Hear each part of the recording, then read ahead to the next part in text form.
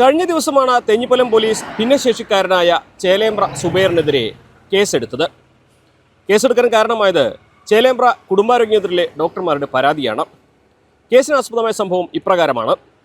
ഭിന്നശേഷിക്കാരനായ, അതായത് 80% ശാരീരിക വൈകല്യമുള്ള സുബൈർ ഒരു സർട്ടിഫിക്കറ്റ് ശരിയാക്കുവാൻ വേണ്ടി ചേലേമ്പ്ര കുടുംബാരോഗ്യ കേന്ദ്രത്തിൽ ചെല്ലുന്നു. എന്നാൽ അദ്ദേഹത്തിന് നടക്കാൻ കഴിയുകയില്ല, അവിടെ റാമ്പ് ഉണ്ടായിരുന്നില്ല.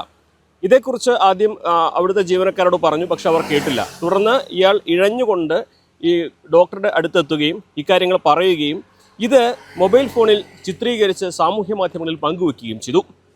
എന്നാണെങ്കിലും ആ റാമ്പ് സ്ഥാപിച്ചുകൊണ്ട് പ്രശ്നത്തിന് കുടുംബാരോഗ്യ കേന്ദ്രത്തിലെ ഉദ്യോഗസ്ഥർ പരിഹാരമുണ്ടാക്കി. പക്ഷേ അതിന് പിന്നാലെയാണ് ഇയാൾക്കെതിരെ പോലീസിൽ പരാതി നൽകിയത്. ഇയാൾ അവിടെ എത്തി മോശമായി പെരുമാറി, അധിക്ഷേപിച്ച് സംസാരിച്ചു, അപമര്യാദയായി പെരുമാറി.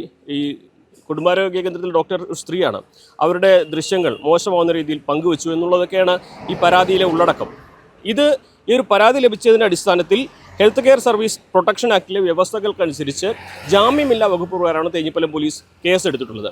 പോലീസ് പറയുന്നത് ഇത്തരത്തിലൊരു പരാതി വന്നാൽ കേസെടുക്കാതിരിക്കാൻ കഴിയുകയില്ല എന്നുള്ളതാണ്. ഇയാൾ ഒരു പരാതി പറയുകയാണെങ്കിൽ കുഴപ്പമുണ്ടായിരുന്നില്ല.